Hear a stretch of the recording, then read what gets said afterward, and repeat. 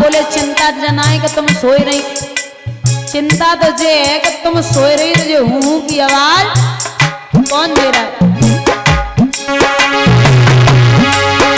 मेरे कहने लगे शंकर जी ये कहाँ सुनी है किसने,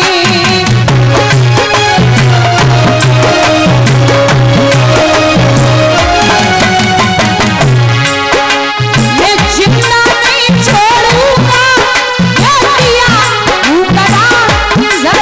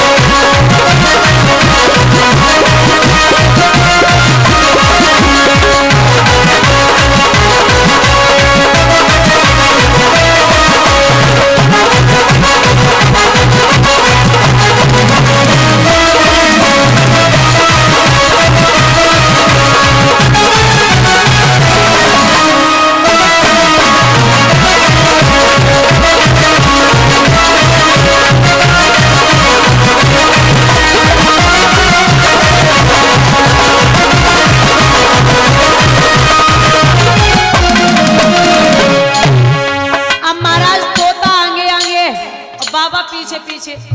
बाबा बोले कहां तक जाएगा, छोड़ना नहीं है। तो यहाँ व्यास जी की पत्नी अटे पर खड़ी जमाई ली, अचानक तोता हवा के रूप में पेट में प्रवेश कर गया।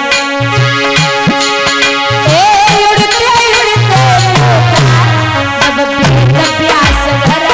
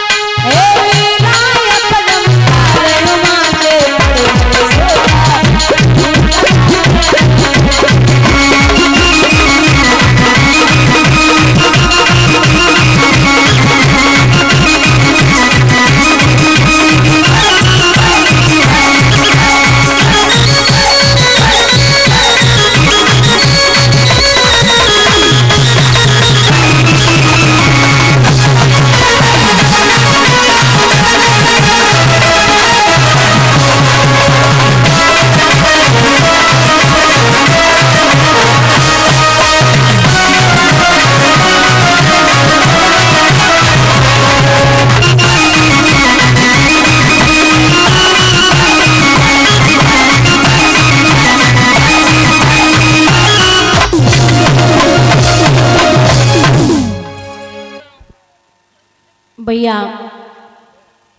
बोले बाबा व्यास जी के घर में, अरे ओ व्यास जी, बोले क्या हुआ? बोले हमारे यहाँ से चोर चोरी करके आया है। व्यास जी बोले इतने बड़े धनवान कब थे जो डकैती बच जावेगी, खाएबे को तुम्हारे कैलाश पर्वत बताने ना है। अरे बोले ऐसा वैसा चोर नहीं है, अमर कथा सुनिए। बोले महाराज अगर अमर कथा सुनिए तो फिर वो अमर हो गया, आप उसे नहीं मार सकते। बाबा बोले मारूंगा तो है, 9 महीने बाद मैया के गर्भ से बाहर आएगा। महाराज 9 महीने 9 दिन के बाद बच्चा पैदा होता है। 9 साल हो गए सुखदेव जी बाहर नहीं आए, बैठे रहो।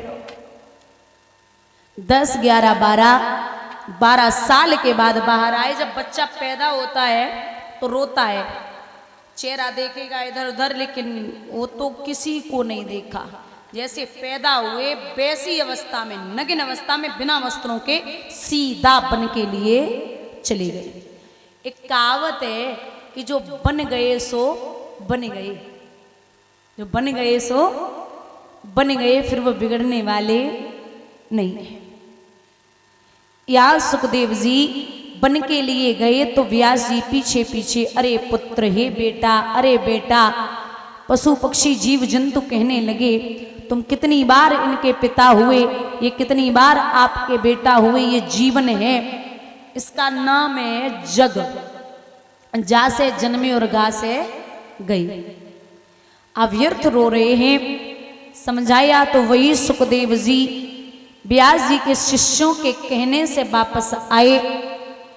यहाँ परीक्षित के पास जाकर के जब पदार्पण किया, आपको बता दें कि जब सुखदेव जी का पदार्पण 88,000 ऋषियों के बीच में हुआ तो वो ऋषि तो सम्मान करने के लिए खड़े हुए, वो अलग बात है। सुखदेव जी के पिता व्यास जी स्वयं अपने बेटे के सम्मान के लिए खड़े हो गए। वक्ता या विद्वान, आपसी रिश्ते में कोई भी हो, वक्ता हो या विद्वान हो, चाहे उम्र में आपसे छोटा हो या बड़ा हो, लेकिन आपको उसे झुक के प्रणाम करना पड़ेगा।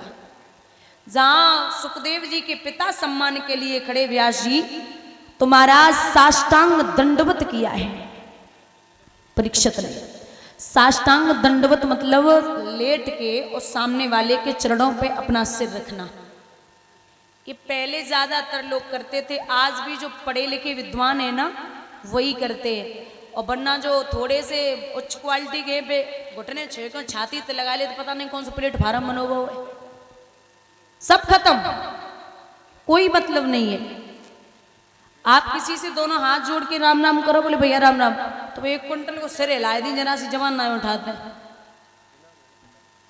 ये साष्टांग दंडवत, क्योंकि विद्वान कहते हैं कि बुजुर्ग जो होते हैं ना, उनके पैर के अंगूठे पे हाथ जरूर जाना है आपका। पैर के अंगूठे में तेज होता, चाहे वो संत हो, चाहे वो ब्राह्मण हो, चाहे वो बुजुर्ग हो, पैर के अंगूठे पे हाथ पहुंचना चाहिए आपका, उंगली। और जब वो उंगली पैर के अंगूठे से माथे तक पहुंचेगी तो बुद्धि बढ़ेगी। आयु विद्या यशो बलम, आयु विद्या यश और बल, 4 चीजें बढ़ती हैं, लेकिन असर नहीं है। तो जब भी आप चरण स्पर्श करें तो इतना याद रखिए कि हमारा हाथ पैरों तक पहुंचना चाहिए। यहां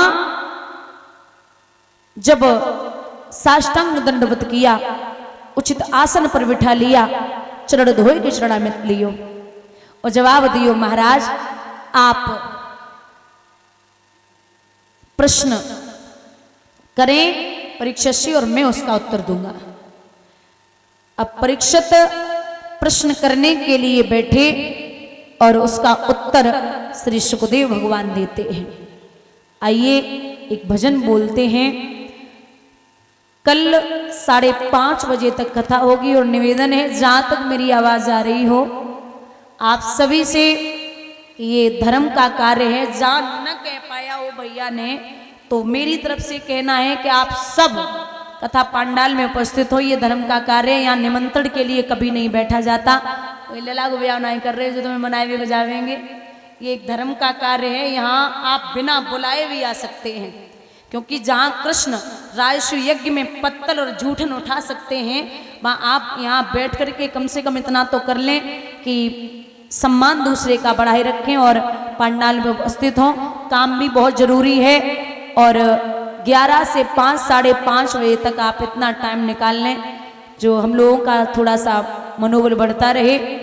आप सभी से निवेदन है, माताएं भी, अड़ोसी पड़ोसी रिश्तेदार नातेदार सभी लेके आओ और पंडाल में सभी उपस्थित हों।